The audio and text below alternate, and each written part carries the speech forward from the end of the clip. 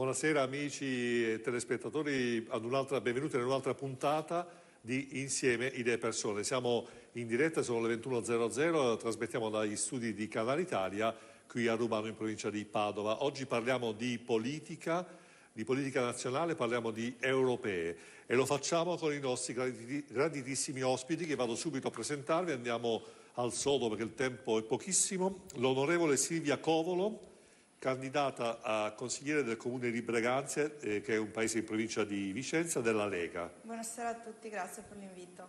Benvenuta. Poi abbiamo la dottoressa Isabella Dotto, che è candidata alle europee per Fratelli d'Italia. Buonasera a tutti i telespettatori. Benvenuta. Poi abbiamo Roberto Agimo, che è vicepresidente Patto per l'Autonomia Veneto. Ciao a tutti, io San Marco. Benvenuto. Giorgio Andrian, candidato alle europee della lista Più Europa Italia in Comune. Buonasera e grazie dell'invito. Benvenuto. E da ultimo, ma non per ultimo, Dario Zugno, che è candidato sindaco del comune di Scorzecche in provincia di Venezia per il Partito Democratico. Buonasera e ben ritrovati. Benissimo. Ecco, come sapete, per avvicinare la politica ai cittadini o i cittadini alla politica, credo che sia indispensabile che il candidato politico, al di là del programma elettorale, al di là delle convinzioni ideologiche, si manifesti per quello che è. Quindi una brevissima presentazione personale, vi chiedo questo sforzo di parlare di voi in questo caso, magari c'è qualcuno più riservato su aspetti personali, però se avete piacere veramente di presentarvi, credo che i cittadini abbiano la possibilità di conoscere un po' più di voi. Partiamo da lei, onorevole Covolo. Ci racconti un po' di lei, le sue esperienze, i suoi obiettivi, il suo background. Sì, ho 37 anni, professione avvocato, ho una seconda laurea magistrale in economia e legislazione d'impresa, attualmente deputato tra le fila della Lega Nord. Io sono stata sindaco del comune di Breganze e lo sono diventata quando ero giovanissima, avevo soltanto 27 anni. Ho amministrato dal 2009 al 2014 e successivamente purtroppo abbiamo perso le elezioni, perché era un momento storico in cui il patto di stabilità era particolarmente stringente, non ho potuto fare grandissime opere e purtroppo non ho potuto dare risultati molto visibili ai miei concittadini. Ora mi ripropongo, sono capolista dei consiglieri comunali, il nostro candidato sindaco è Mano Ex Hausa, abbiamo una lista civica sostenuta dalla Lega Nord. Però ecco, onorevole, la interrompo, parliamo un po' più di lei se è disponibile. Un pregio e un difetto, così giusto per scaldare un po' l'atmosfera. Il suo pregio principale e il suo difetto principale. Sono molto determinata, quando mi metto in testa qualcosa difficilmente demordo. Ma è un difetto o un pregio questo qua? Perché alla fine può essere... A volte diventa un pregio perché soffro quando non riesco a conseguire subito i miei obiettivi e il mio grande difetto è l'impazienza. Benissimo. Ecco, senta, rispetto al suo carattere, che cosa magari nel suo ruolo politico le sarebbe piaciuto poter realizzare più velocemente? Quando sono stata sindaco ho sempre cercato di ascoltare tutti. Magari talvolta non sono stata proprio tanto gentile quando mi sentivo ripetere per 20 volte la stessa cosa e di questo mi rammarico e chiedo scusa se magari con qualcuno talvolta non sono stata proprio molto simpatica. Penso nella mia amministrazione di aver sempre operato con la massima trasparenza, cercando di coinvolgere per quanto possibile la mia squadra.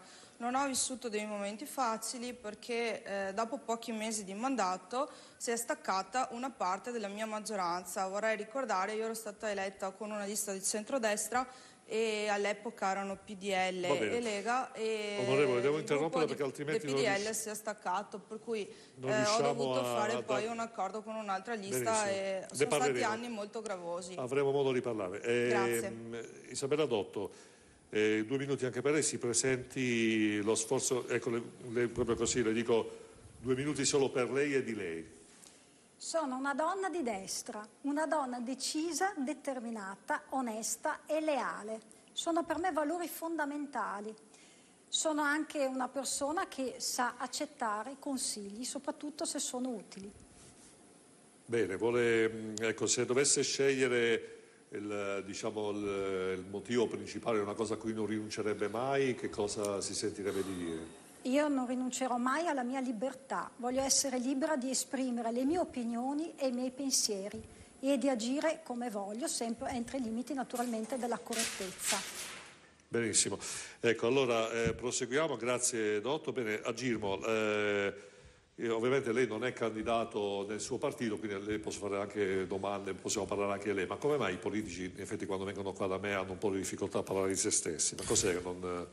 Boh, guarda, ti dirò, onestamente parlare di se stessi quando si fa in trasmissione politica può essere anche relativo, è importante parlare delle idee.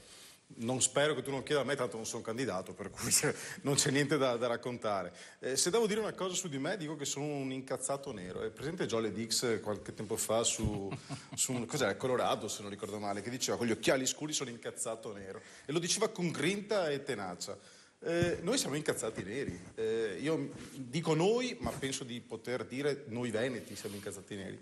Prima sentivo l'onorevole Caulo che diceva che lei è decisa, tenace, è una persona che vuole raggiungere l'obiettivo. Quando gli hai chiesto qual è la cosa che avrebbe voluto raggiungere, mi aspettavo che dicesse l'autonomia. Non l'ha detto, peccato. Infatti sono abbastanza incazzato anche con tutti i parlamentari veneti, ma tutti da destra, a sinistra, sopra, sotto, abbastanza legati allo scranno, che se avessero avuto la voglia di alzare un pochino i toni e non dire, come stanno dicendo ultimamente, ma è colpa dei 5 Stelle. Okay? Non è vero. Il parlamentare veneto, se non ha paura di perdere lo stipendio, deve essere deciso a portare avanti l'autonomia, deve avere il coraggio di dire sbrego la tessera di questo partito che è la Lega, che mi ha portato avanti, ma non solo la Lega, tutti, se sono veneti e se hanno detto sì all'autonomia, devono avere il coraggio di tirar fuori los cocones, si dice così, e andare fuori da quelle che sono le normali regole di quello che è un Parlamento o comunque una Camera. Ci ritroviamo di fronte a parlamentari che sono ignavi di fronte ad una nullità cosmica dopo che il 98,1% dei veneti ha votato sì al referendum. È una vergogna, da destra a sinistra. Approfondiremo. Abbiamo invece Andrea, lei è una persona di mondo, gira il mondo ed è ambasciatore dell'Italia, e prima fuori onda parlavamo io ho chiesto subito, ma allora com'è l'opinione delle persone di altre nazioni nei confronti dell'Italia? Ecco, ci vuole un po' presentare e più che altro approfondiamo la valutazione che le persone all'estero hanno di noi. Prego. Volentieri. Quando 3 settimane fa Federico Pizzarotti, che è il leader di Italia in Comune, il raggruppamento in più Europa a cui faccio parte, mi ha chiamato e mi fa: sei pronto per le europee? Dico: guarda, sono 20 anni che sono pronto, nel senso che da 20 anni vivo, percorro, lavoro in vari paesi europei, quindi qua scherzosamente mi chiamano un padovano nel mondo. Per rispondere alla tua domanda direi che nonostante tutto il mondo e l'Europa ci vuole ancora molto bene. Qualche volta devo dire che non ce lo meritiamo del tutto, però noi di Più Europa, c'è scritto il nome, no? Siamo convinti che questa sia la strada da percorrere. Io darò una mano per quello che so fare. Non ho trascorsi politici, nel senso non ho mai fatto parte di una forza politica, però mi sono occupato di politiche, nel senso ho scritto documenti politici, ho lavorato con tanti governi, compresi anche quelli italiani, alle Nazioni Unite in Europa, e quindi mi sono fatto le ossa in questo senso. Sono un leone zodiacale, quindi ho i pregi e i difetti di questo segno e dicono tutti che si vede molto. Quindi generoso, però anche molto egocentrico. Comunque sono un inguaribile ottimista, per questa sera porto sorriso e tutta sta carica. Benissimo, nonostante il famoso venerdì 17. No, anzi, il venerdì 17 mi piace un sacco. Parlavamo prima, benissimo. Ancora ora abbiamo qui di nuovo ospite, è stato già da noi, grandissimo ospite, Dario Zugno. Ecco, Zugno, secondo lei che tipo di indole bisogna avere per candidarsi come sindaco in un comune con le sue caratteristiche, anche come popolazione, perché comunque insomma Scorzè è comunque un comune con una buona popolazione già. Scorzè è un comune che ha 19.000 abitanti, quindi è un comune abbastanza grande, insomma, ecco. Quali caratteristiche deve avere una persona che si candida a sindaco in un comune come il nostro? Io penso che deve avere sicuramente lo spirito di chi ascolta gli altri, di chi condivide con gli altri, di chi prende in considerazione tutti i punti di vista per poi fare una sintesi. Io personalmente credo di avere questa caratteristica, perché sono uno che è abituato appunto a condividere ma poi a farsi carico delle cose e a portare avanti fino in fondo i propri impegni.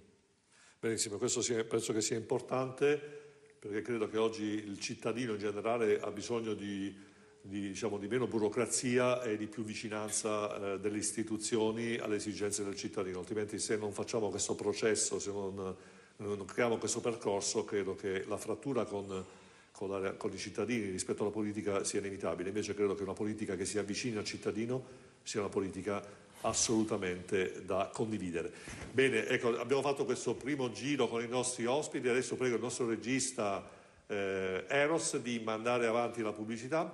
Ricordate solo qualche minuto e poi entriamo nel vivo e cercheremo di capire di più dai nostri ospiti come la pensano, che cosa gli aggiornamenti a livello di politica nazionale e quindi anche europea.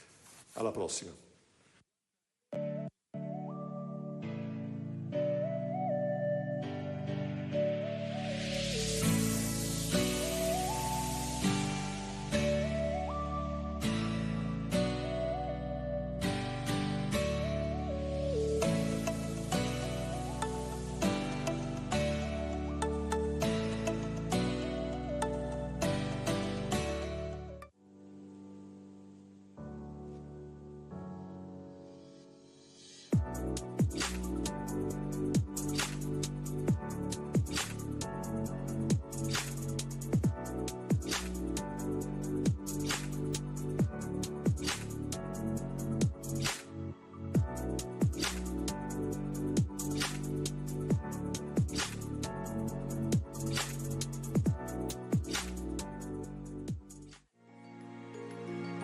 Apri la tua agenzia viaggi. Con il network Infovacanze sarai assolutamente indipendente, ma affiancato da un team di tutor e colleghi sempre disponibili. Potrai far crescere la tua impresa specializzandoti in outgoing, ma se vorrai potrai sviluppare anche dei tuoi progetti di incoming. Prima di venire a parlare direttamente con me, passa dalle nostre agenzie, senti cosa dicono di noi e poi vieni a trovarci. Inizieremo un viaggio assieme. Per tutte le informazioni telefona il numero verde in sovraimpressione oppure entra nel sito www.infovacanze.it.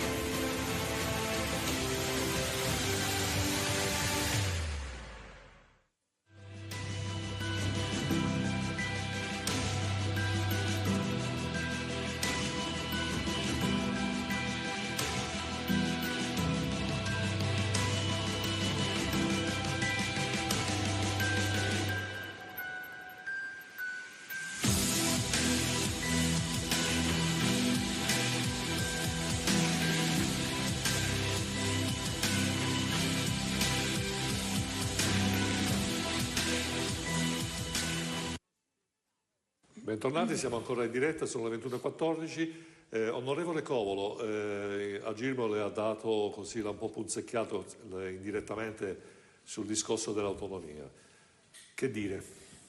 Posso dire che da fuori astrattamente potrebbe avere ragione, nel senso che è plausibile che la gente pensi che sia colpa anche di noi parlamentari, ma in realtà la questione dell'autonomia, la bozza da sottoscrivere con la Regione del Veneto è ancora sul tavolo del governo e quindi deve essere vagliata prima dal Consiglio dei Ministri e il ministro Stefani, che tra l'altro è vicentino come me, se ne sta occupando, sta spingendo continuamente con i nostri alleati, se così li possiamo chiamare di governo, 5 Stelle. So che hanno delle perplessità perché sostengono che non siano ancora stati definiti i livelli essenziali delle prestazioni da garantire su tutto il territorio nazionale, come prevede l'articolo 116 della Costituzione, che è quello che dà la possibilità alle regioni a statuto ordinario, come il Veneto, di richiedere forme e condizioni particolari di autonomia. Anche il ministro Tria aveva espresso qualche perplessità per quel che riguarda il trasferimento di risorse e di funzioni a queste regioni richiedenti. Ci stanno lavorando, il presidente del Veneto Luca Zaia ci conta e ci ha detto che prima delle elezioni regionali del prossimo anno l'autonomia deve essere firmata e sottoscritta Ritengo che se anche noi parlamentari veneti ci dimettessimo tutti non risolveremmo il problema, perché a noi subentrerebbero parlamentari probabilmente di altre regioni italiane e quindi il risultato sarebbe ancora più nefasto. Bisogna stringere i denti, ormai le elezioni europee sono alle porte, manca soltanto una settimana, speriamo poi di poter lavorare serenamente con i nostri partner di governo. Benissimo, allora un giro veloce. Dotto, candidata europea Fratelli d'Italia, le faccio una domanda tecnica. L'Europa di Renzi, del governo Gentiloni, era un'Europa finalizzata a omogeneizzare le individualità, quindi una moneta unica, i prodotti standardizzati che potessero essere, diciamo, come dire, digeribili, usiamo questo termine, da Copenaghen a Palermo. E quindi questa è una politica comunque che non ha reso dei frutti, perché comunque le popolazioni, le individualità si stanno ribellando. Vediamo l'ultimo risultato elettorale della Spagna, dove il partito di destra Vox comunque ha avuto un notevole successo, oltre il 12%. Ecco, da questo punto di vista Fratelli d'Italia che tipo di politica ha? Allora, Fratelli d'Italia ha sicuramente nella sua agenda politica, quella europea intendo, un programma ben preciso. Innanzitutto lotta alla povertà, temi come anche la famiglia, la natalità, tutte tematiche, come lei appunto ha preannunciato poc'anzi, che sono state timidamente, a mio avviso, affrontate dalla sinistra negli ultimi anni. Fratelli d'Italia crede fermamente in queste tematiche, tant'è che per noi costituiscono la priorità nell'agenda politica europea. Parliamo appunto della famiglia e della natalità. Noi pensiamo che famiglia e natalità debbano essere comprese nel bilancio europeo come voce di spesa principale. Questo perché? Perché chiaramente noi stiamo vivendo un momento storico particolare di crisi a livello demografico. Guardate che la crisi demografica è molto più pericolosa, secondo noi, rispetto al tema della sicurezza. Non pensiamo che la sicurezza sia il problema principale, la questione principale, seppur non secondaria, rispetto ad altre tematiche. La crisi demografica potrebbe comportare l'estinzione della civiltà europea, quindi noi dobbiamo far fronte a questa problematica inserendo nel bilancio europeo il tema appunto della famiglia e della natalità, quindi proponendo dei provvedimenti concreti, efficaci, efficienti, come per esempio incentivi per le famiglie. Sto parlando di un assegno per esempio mensile per ogni figlio incentivi anche per le neomamme, incentivi anche per le donne che sono in età fertile, quindi tutti provvedimenti che possono appunto supportare la famiglia naturale. Ecco, sì, lasciamo un po' lo stesso spazio per tutti, poi mi interrompo io. Senta Gino, però ecco, volevo chiedere il suo parere, perché lei comunque, anche se non si è presentato, comunque è sempre un esperto di politica. Però io ho notato questo nella mia così ignoranza, di ignorante che si documenta. Quindi. Allora abbiamo i partiti come i 5 Stelle che pensano solo al reddito di cittadinanza e a dire no su tutto e poi hanno, diciamo, come dire, pensano di stare riformando l'intera struttura dello Stato. Un partito democratico che comunque si è un po' arenato sulla scelta del segretario di partito e poi anche il discorso dello ius soli, della difesa dei richiedenti asilo a tutti i costi. La Lega che alla fine si concentra anche su questa no, non deve entrare nessuno, diciamo la criminalità, però l'unico partito che si è un po' avvicinato al sociale, che sembra un paradosso, invece è il Fratelli d'Italia, cioè le famiglie, aiutiamo le persone, pensiamo ai pensionati che non prendono un reddito. Ecco, ma come mai secondo lei la politica diciamo, si orienta su argomenti che creano consenso piuttosto che pensare ai problemi della gente? Perché non hanno capacità costruttiva, non hanno capacità programmatica.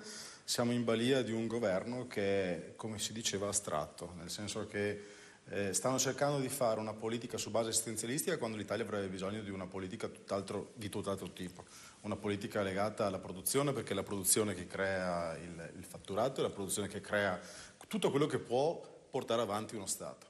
Ma detto questo, partendo dal presupposto che le faccio una premessa: quando io mi trovo a criticare la Lega, vengo tacciato di essere o comunista, proprio con la K, oppure del 5 Stelle. In realtà né l'uno né l'altro. Diciamo che sono super partis a qualunque partito, mettiamola così. Oggi, dato che l'Italia purtroppo è in una situazione contingente a livello economico, non si possono fare politiche costruttive se la politica rimane strutturata così come è strutturata adesso. Per poter radicalmente cambiare il paese, che è un paese allo sfascio e tenuto in piedi con, gli avvocati dicono, con artifici e raggiri, che tradotto in parole povere sarebbero delle truffe. Ora, l'Italia è tenuta in piedi solo perché se l'Italia dovesse mai fallire come è fallita la Grecia, ricordiamoci che la Grecia ha un PIL inferiore al Veneto, aperta e chiusa la parentesi, ma se l'Italia dovesse fallire salta come un domino tutta l'Europa e poi c'è un casino a livello globale sostanzialmente. Quindi gli artifici e raggiri sono stati fatti sostanzialmente dalla BCE che, stampando moneta, comprando i titoli di Stato italiani, l'hanno tenuta in piedi. Allora, l'Italia per poter sopravvivere ha bisogno di una cura radicale che stravolga radicalmente quello che è il concetto comune della politica. Ora, c'era Bill Gates, chi è che era? Aspetta, Microsoft, adesso non mi ricordo il nome, quello che... quello della Apple, come si chiama? Sì, datemi una mano. Steve Jobs, grazie agli spettatori. Steve Jobs diceva sostanzialmente ammiro i pazzi perché grazie ai pazzi i matti si possono cambiare le cose, perché almeno i matti ci provano, ok? Ora, se si continua a fare una politica strutturata con le logiche, con le dinamiche standard che ci sono a livello nazionale, non si va da nessuna parte. Bisogna avere il coraggio di radicalmente cambiare tutto.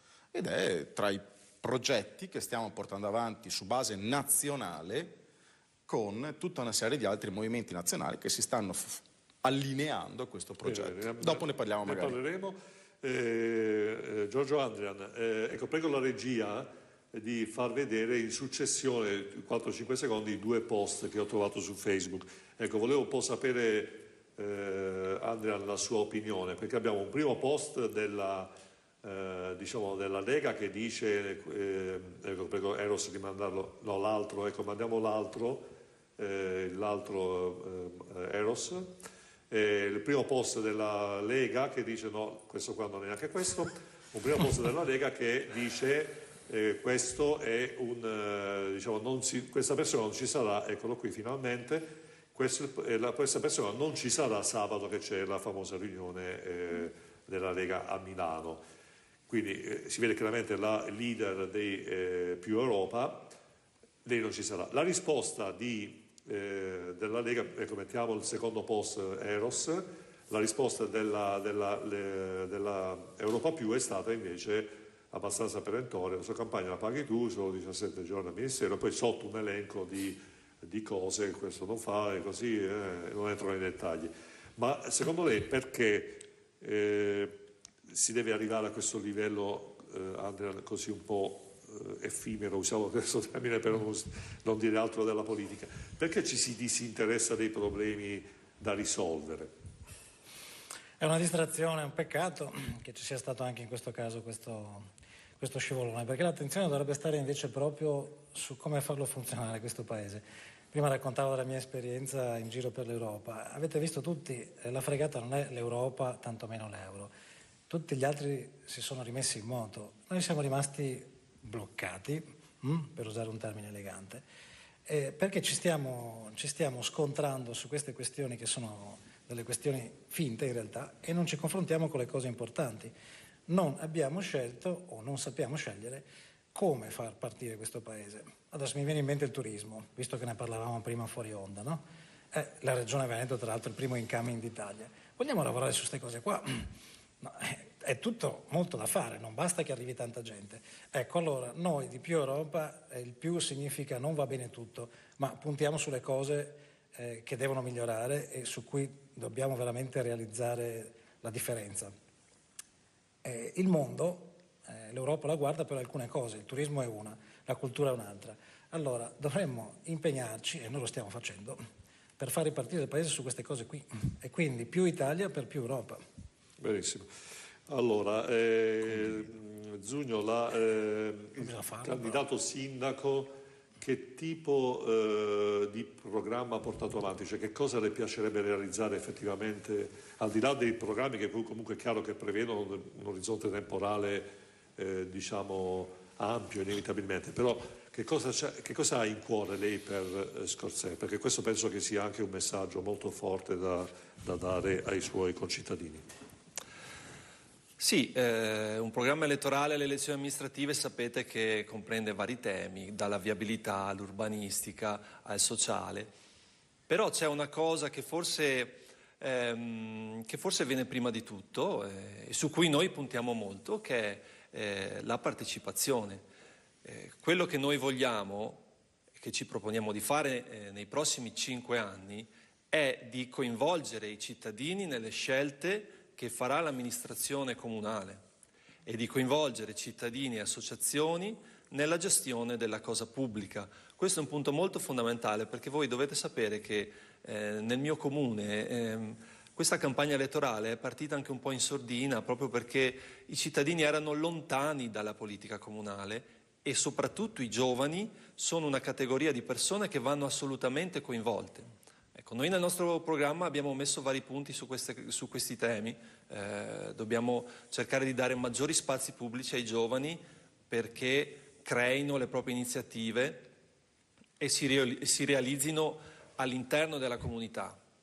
E allo stesso modo cercare di coinvolgere tutta la cittadinanza. Abbiamo previsto vari istituti, diciamo, che vanno dal Consiglio Comunale dei Ragazzi ad un assessorato alla partecipazione, a dei laboratori di frazione, proprio per coinvolgere i cittadini anche delle frazioni, per fare sì che dalla cittadinanza arrivino gli input alla politica, che poi deve farli propri, elaborarli, discuterli e, se del caso, approvarli e metterli in pratica.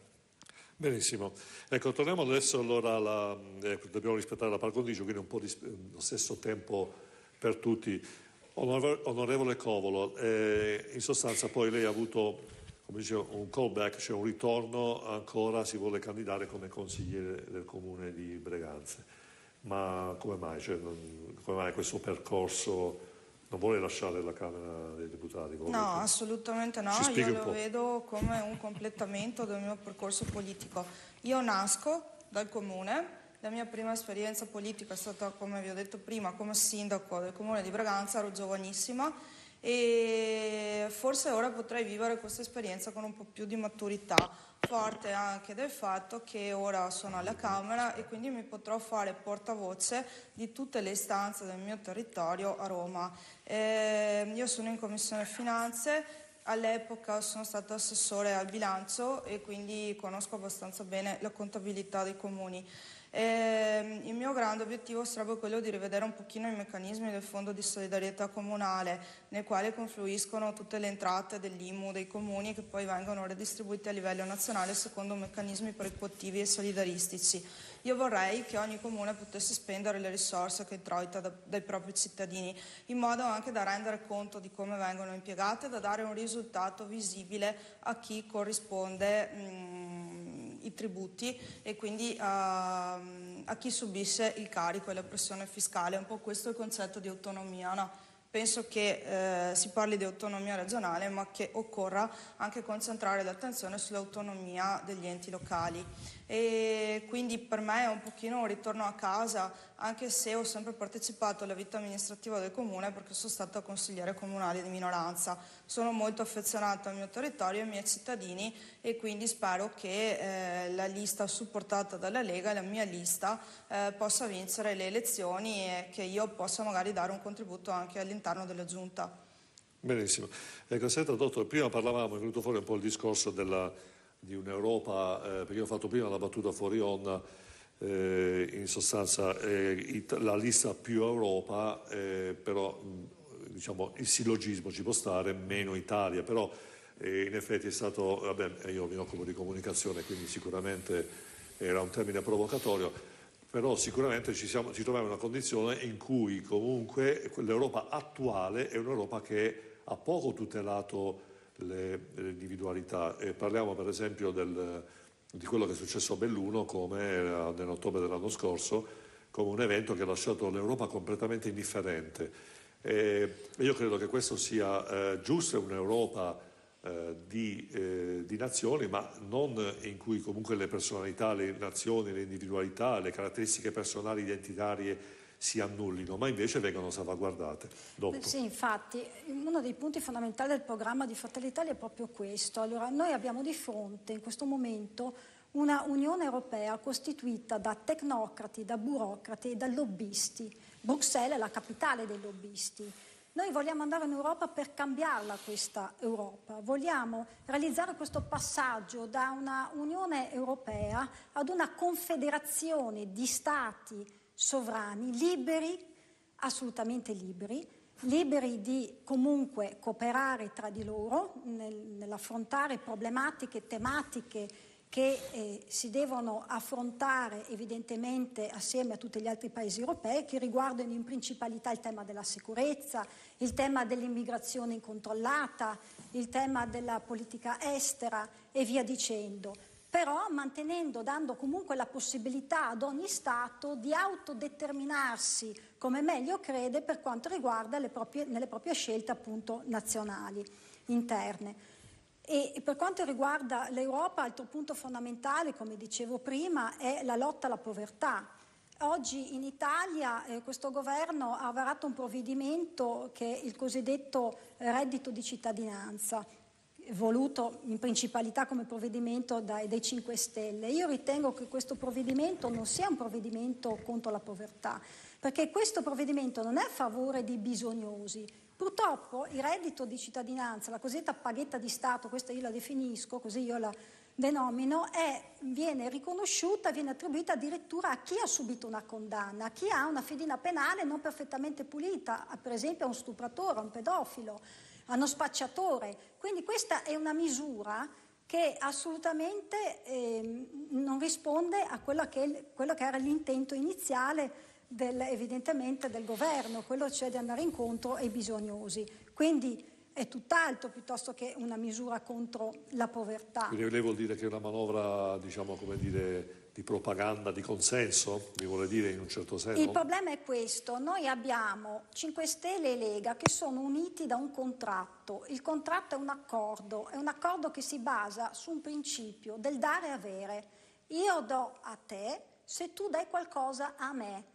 Quindi questo principio fa sì che deve essere per forza rispettato un contratto, un accordo tra due entità che hanno in realtà due approcci ideologici completamente antitetici l'uno all'altro, mentre invece loro dovrebbero in principalità, ma sto parlando soprattutto di 5 Stelle perché hanno un approccio ideologico abbastanza lontano dalla Lega e soprattutto da Fratelli d'Italia, che per esempio dal punto di vista delle infrastrutture non facciamo opere, non realizziamo infrastrutture in Italia perché c'è il pericolo della corruzione. Ma scusate, questo approccio ideologico è veramente assurdo, è follia pura, perché innanzitutto partiamo da una premessa che la legalità è una precondizione e poi ricordiamoci che l'Italia è il paese la cui cultura ha avuto origine proprio dalla realizzazione delle grandi infrastrutture dell'Europa. I romani hanno costruito i ponti, gli acquedotti, le strade. Approfondiremo. Allora, Agirmo, guardi, volevo anche chiederle questo. Lei parlava prima di un nuovo approccio con altre realtà nazionali.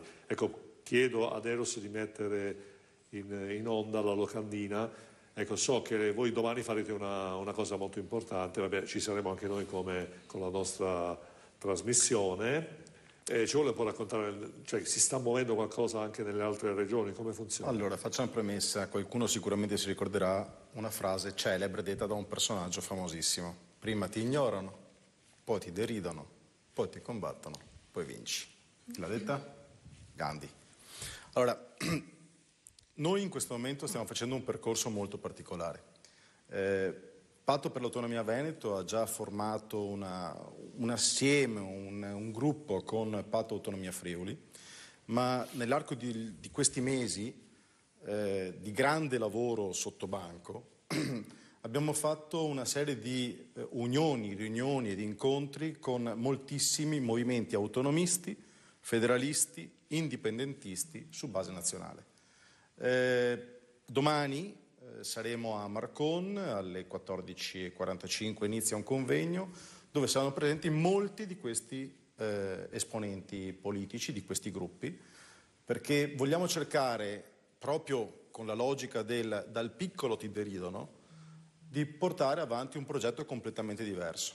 Dato che se dobbiamo guardare la politica nazionale vista da destra e da sinistra non ci tolgo nessuno e non ci metto nessuno, anzi li metto proprio tutti, tutte quelle che sono le istanze locali vengono solamente snobbate per interessi italocentrici.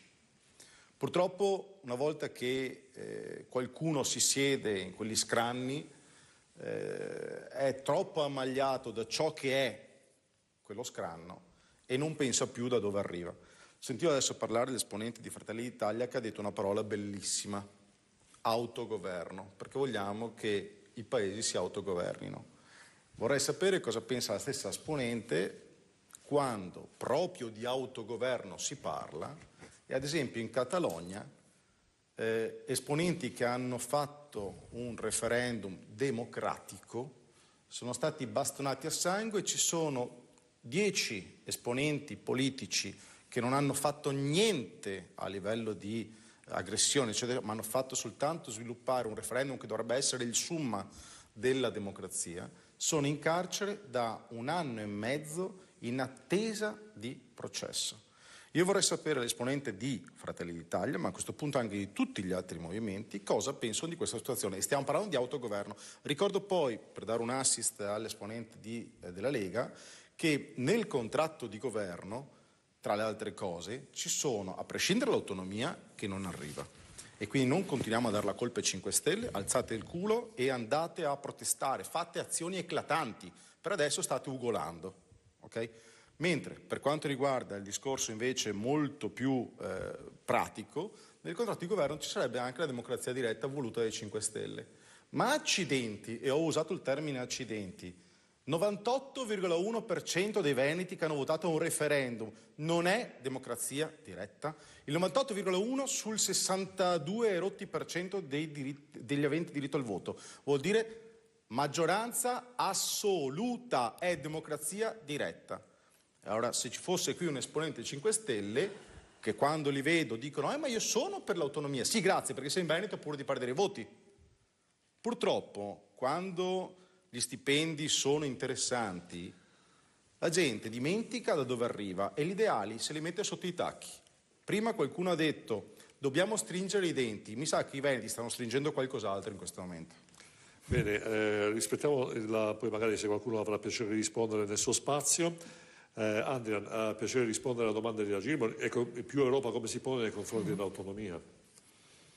Allora, l'autonomia è una cosa che noi prendiamo molto seriamente. Io vi ho detto prima che ho abitato per esempio in Germania, lo sapete, lì ci sono i Länder, le regioni che sono veramente autonome. Funziona benissimo. Io non mi sono mai sentito meno italiano, meno veneto, meno padovano perché abitavo in un Länder tedesco. Poi l'autonomia bisogna farla e farla funzionare. Quindi la nostra idea di Europa è un'idea molto federale, dove il governo europeo è una cosa light che serve per fare le cose assieme, che ci mettono in confronto rispetto al mondo. Io in questi giorni sto girando e tutti parlano di Europa come se fosse un altro pianeta. Ragazzi, l'Europa abbiamo contribuito in maniera significativa noi italiani a costruirla. È come aver fatto un condominio noi in cui abitiamo, però poi non ci andiamo più e non andiamo alle assemblee di condominio e gli altri decidono per noi. Altro che burocrati, noi a Bruxelles abbiamo un numero di persone, tra cui ci sono anche italiani, nella Commissione, nel Parlamento, quindi non sputiamo sul piatto in cui mangiamo, che sono tanti quanti quelli della regione Lombardia. È questo il problema? No, siamo però molto meno bravi degli altri a usare bene i fondi comunitari, siamo gli unici che ne mettono di più di quelli che portano a casa, ma questa è un'incapacità nostra, quindi anziché protestare contro questa fantomatica Unione Europea cattiva di cui facciamo parte anche noi, no? È il nostro condominio, usiamola bene come fanno gli altri e cominciamo con l'autonomia. Però Andrea, c'è il discorso che comunque ci sono, Agirmo diceva una cosa, diciamo che comunque fatalità di cui i giornali non parlano. Ci sono delle persone in carcere che hanno espresso il loro parere, hanno promosso l'autonomia. E poi chiaramente questa cosa è stata punita con l'aumento di Vox. No? E l'Europa muta. E l'Europa non se ne parla perché l'Europa ha paura, secondo me, di queste forme di gente che prende coscienza della propria identità. Posso aggiungerti una cosa velocissima? Allora, purtroppo l'Europa è ancora basata su quelli che sono gli stati ottocenteschi. Allora, noi siamo ancora legati ad un modello di Stato che era quello del re, del capo supremo, che con la corona diceva tu sei morto, tu sei vivo, ok? Ora, l'Europa è ancora quella purtroppo. Io sono per un'Europa, assolutamente sono per una grande Europa unita e coesa, ma nella diversità dei popoli che la compongono. E i popoli non sono il popolo italiano o il popolo tedesco, sono i popoli che compongono anche l'Italia, i popoli che compongono anche la Germania, c'è una diversità incredibile, quindi per un'Europa dei popoli. Detta così sembra una cosa astratta, ci vorrebbe non una trasmissione ma un simposio per poter spiegare di cosa stiamo parlando, ma l'Europa è indispensabile perché è un condominio dove stiamo abitando, dove dobbiamo abitare. Poi il problema è quello che diceva anche l'esponente di Più Europa, è che purtroppo oggi in Europa l'Italia è rappresentata da degli scalzacani. Questo è il problema, nella maggior parte dei casi. Dario Zugno, spazio per lei. Il partito, parliamo un po' di cose che vanno un po' anche al di là del discorso di candidato sindaco. Il PD è stata una fase storica oggettiva. 5 anni fa Renzi, anzi più di 5 anni fa Renzi, la prima, quando è stato eletto, è andato subito dalla Merkel. Vabbè, Merkel, presidente Sarkozy, all'epoca erano altri tempi, però comunque diciamo in un certo senso un'Italia teoricamente sottomessa agli strapoteri francesi e della Germania. Si è visto anche in questi ultimi mesi un po' di querelle con Macron e l'Italia su molti aspetti anche economici. Quindi chiaramente questa cosa secondo lei lo sta determinando, è colpa di questa cosa che sta venendo fuori un po' di destra e da qualche in Austria, in Spagna, in Ungheria? Ritengo che il vento di destra che sta soffiando in questi anni sia un po', come ha detto lei, generalizzato un po' in tutta Europa, dovuto alla paura che i cittadini hanno. Ci sono delle situazioni a livello extraeuropeo, sappiamo, che hanno portato a delle dinamiche che nei cittadini hanno creato paura, e quando il cittadino ha paura si rifugia tante volte a destra. Quello che dobbiamo fare noi è cercare di mettere in campo delle politiche per far sì che queste paure vengano sconfitte, ma queste paure verranno sconfitte nel momento in cui noi faremo capire alle persone che la nostra politica mette le persone al primo posto. Probabilmente questo non è stato capito, non è stato comunicato bene. Io volevo anche riallacciarmi a quanto si diceva poco fa sulla questione spagnola e catalana. Credo che quella sia stata proprio un chiaro segnale della debolezza dell'Europa, perché un'Europa forte probabilmente avrebbe fatto sì che adesso la situazione sarebbe diversa, no? Purtroppo però quando è stata fondata l'Europa, gli stati fondatori, dal mio punto di vista, hanno avuto un po' paura della creatura che stavano costruendo, e quindi hanno costruito un'Europa che era troppo debole e che ha troppi vincoli nel prendere le decisioni proprio per come sono i rapporti di forza tra gli organi che la compongono, e in questo senso finché non verrà riformata l'Europa non riusciremo ad avere un'Europa efficiente, un'Europa forte. Quindi dal mio punto di vista non è tanto una questione degli eurocrati, ma è più una questione di com'è organizzata l'Europa, di come sono i rapporti di forza tra gli organi che la compongono, perché non dimentichiamoci che il Parlamento può decidere una cosa, ma poi questa può essere smentita in Consiglio perché quella decisione deve passare all'unanimità. Allora ecco che noi quello che dobbiamo fare è andare oltre questa organizzazione, cercando di costruire un'Europa più forte con degli organi in grado di prendere delle decisioni efficaci. Bene, diciamo, è un auspicio questo che condivido, perché effettivamente un'Europa così credo che alla fine non serva a nulla se non arricchire le multinazionali. Io torno chiaramente sui temi economici, arricchire le multinazionali che vogliono la Nutella made in Europe e non invece fatta all'alba. Ecco, allora abbiamo finito quest'altro giro. Direi che chiedo al nostro regista Eros di mandare avanti un altro stacchetto pubblicitario. Mi raccomando, rimanete incollati al televisore, ancora altre domande ai nostri ospiti.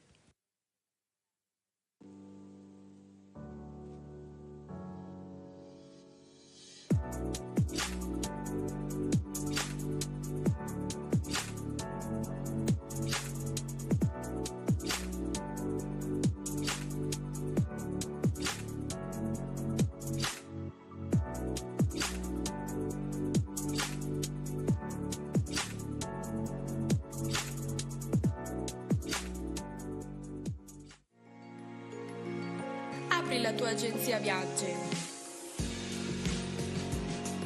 Con il network Infovacanze sarai assolutamente indipendente, ma affiancato da un team di tutor e colleghi sempre disponibili.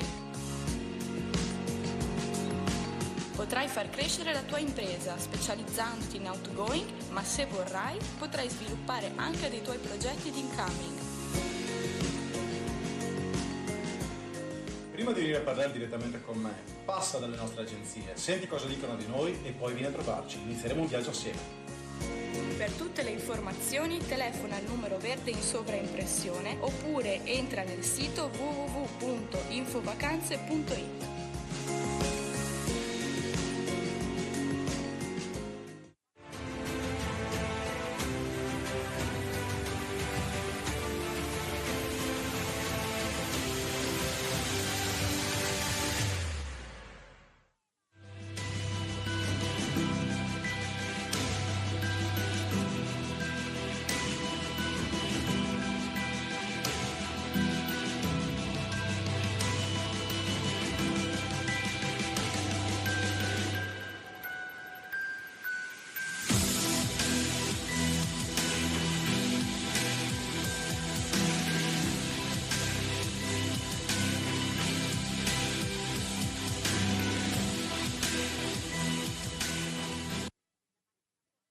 Bene, eccoci tornati in diretta, sono le 21:47, ringraziamo il nostro main sponsor Exo01, l'agenzia di comunicazione che non si occupa soltanto di produrre mezzi di comunicazione, quindi siti internet, grafica, social, ma di andare a monte, a scavare all'interno dell'imprenditore quelle che sono le sue esigenze, i suoi obiettivi e quelli poi dopo trasformarli in mezzi di comunicazione, usare anche la TV, perché la TV è importante, ricordiamoci che tutti i grandi marchi sono cresciuti grazie alla TV, quindi grazie al nostro main sponsor Exo01 che si trova a Mirano in provincia di Venezia.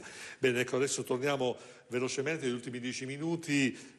Covolo, prima lei secondo me ha fatto una scelta che dovrebbero fare dal mio punto di vista molti onorevoli, quindi di conservare il contatto con il proprio territorio, perché questa è la maniera più giusta di governare, cioè bisogna conoscere la terra da cui si parte, non dimenticarsi da dove si viene. Che cosa le sarebbe piaciuto, che cosa le è rimasta di incompiuto per il suo comune?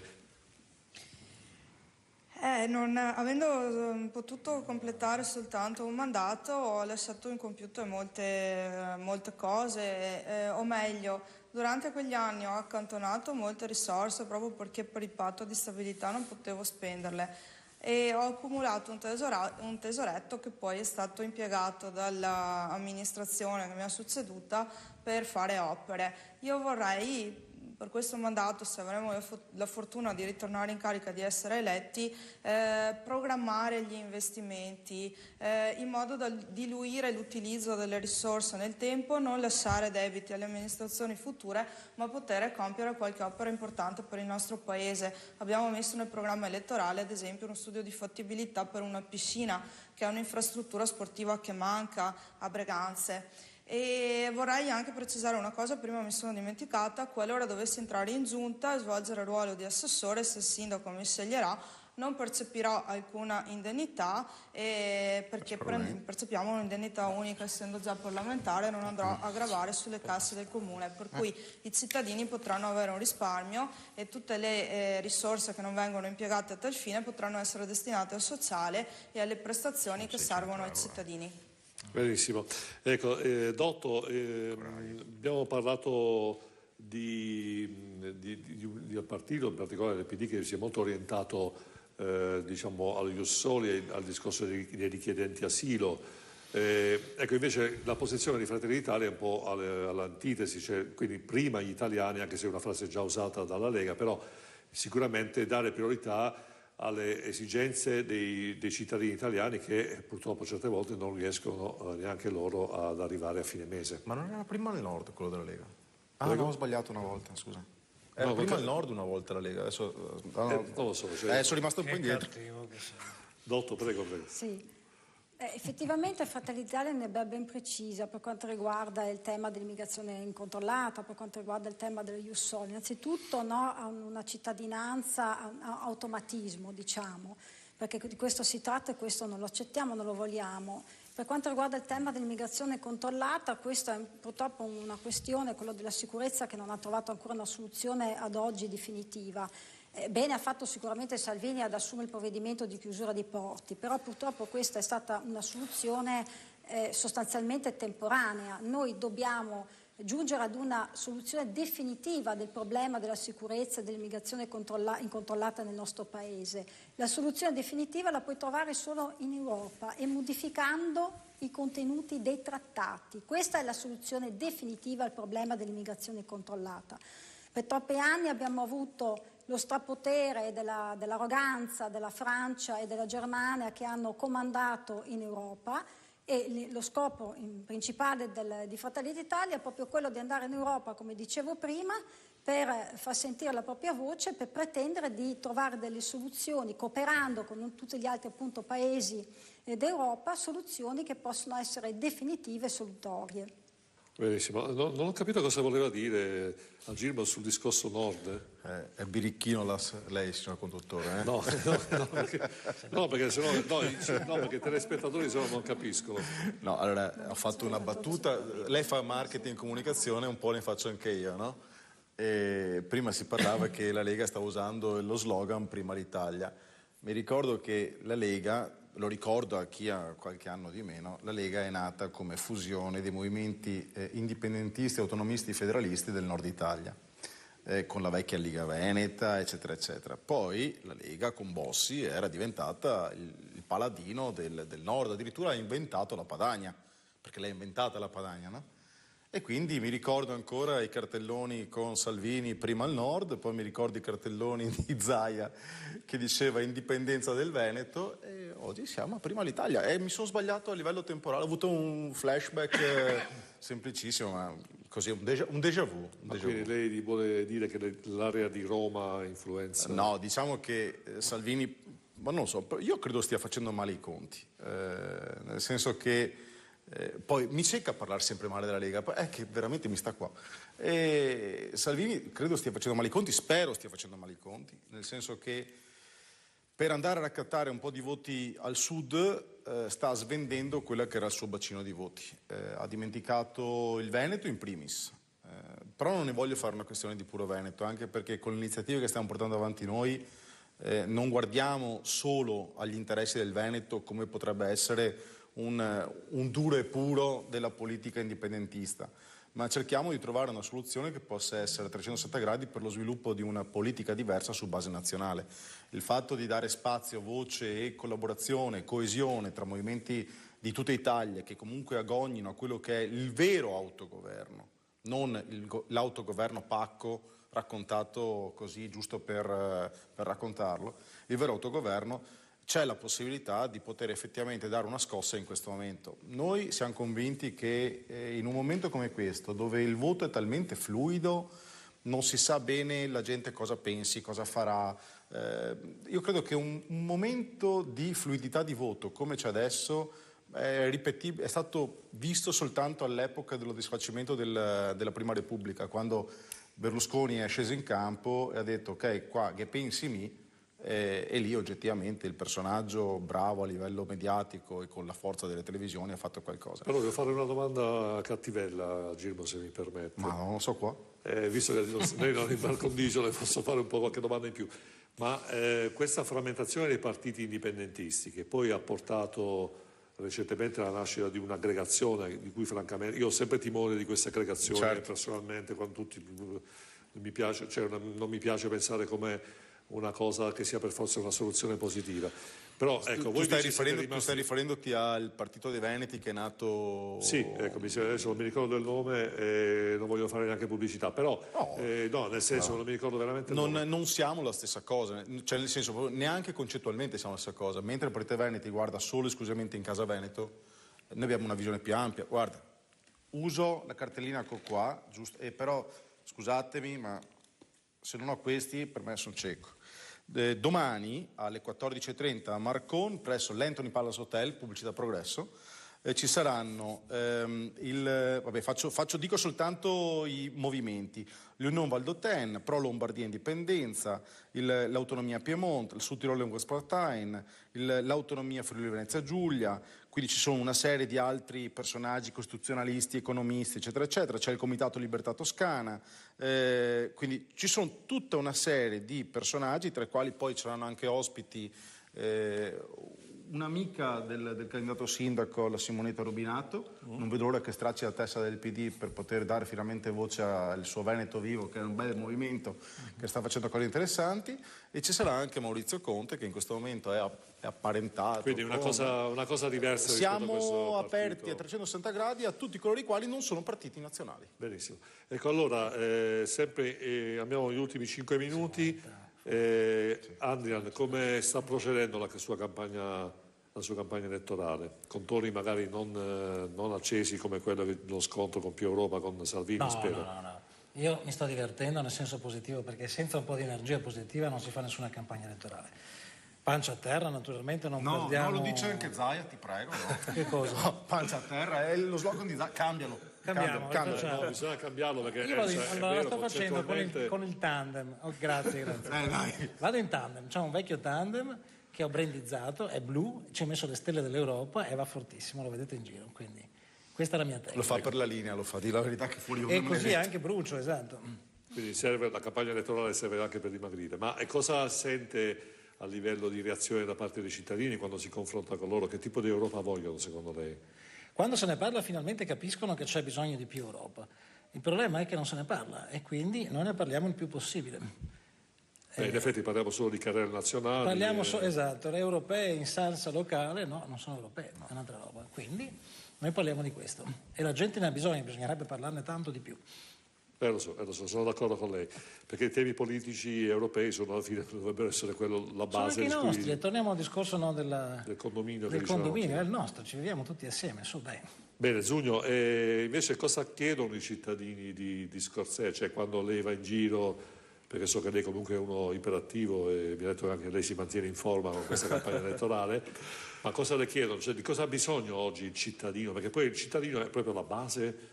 Diciamo, perché stiamo parlando di Europa, quindi piani alti, poi ci sono la Camera dei Deputati che è una situazione, come dire, intermedia, però alla fine il sindaco è quello che incontra il cittadino ogni giorno, che gli chiede di sistemare le cose di ogni giorno.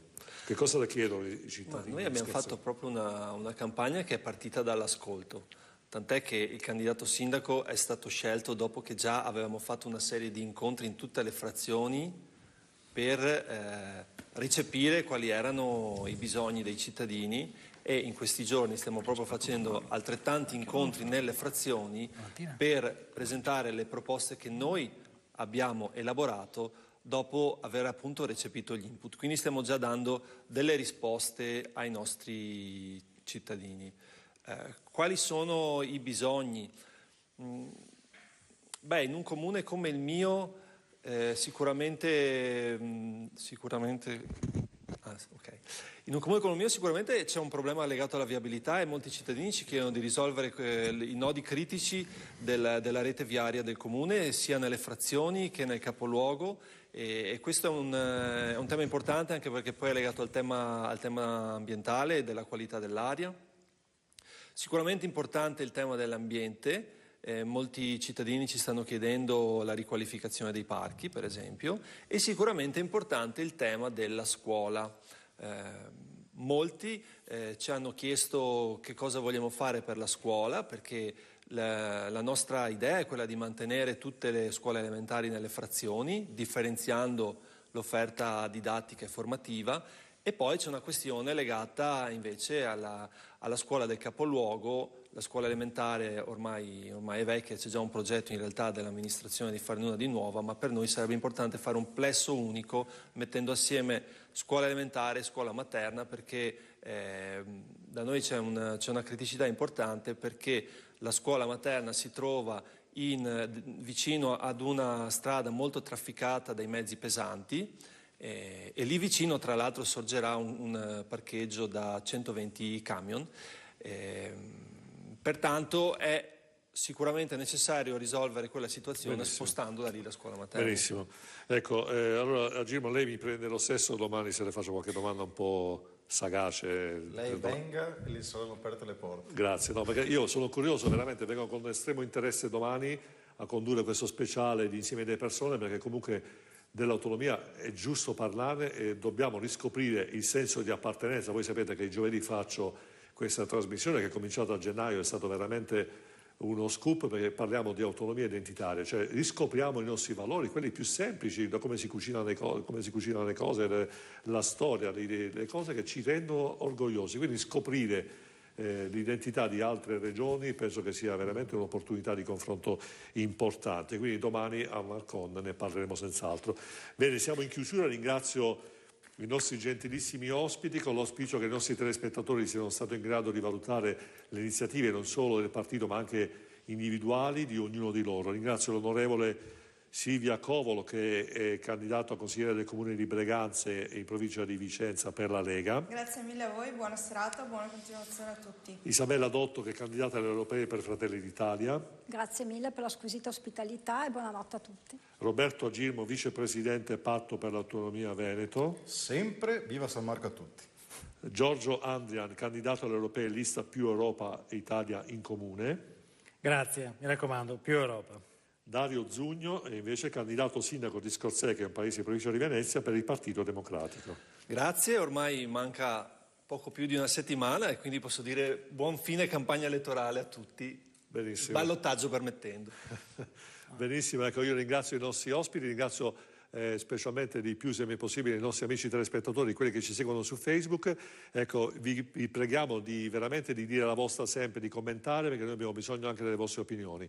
L'auspicio è sempre quello: avviciniamoci alla politica, perché se ci disinteressiamo della politica danneggiamo noi stessi. Avviciniamoci, confrontiamoci, abbiate il coraggio, dobbiamo avere il coraggio, è quello che vorrei fare con le mie trasmissioni, di rappresentare le nostre idee. L'unica maniera di comprenderci, eliminiamo le barriere. Alla prossima.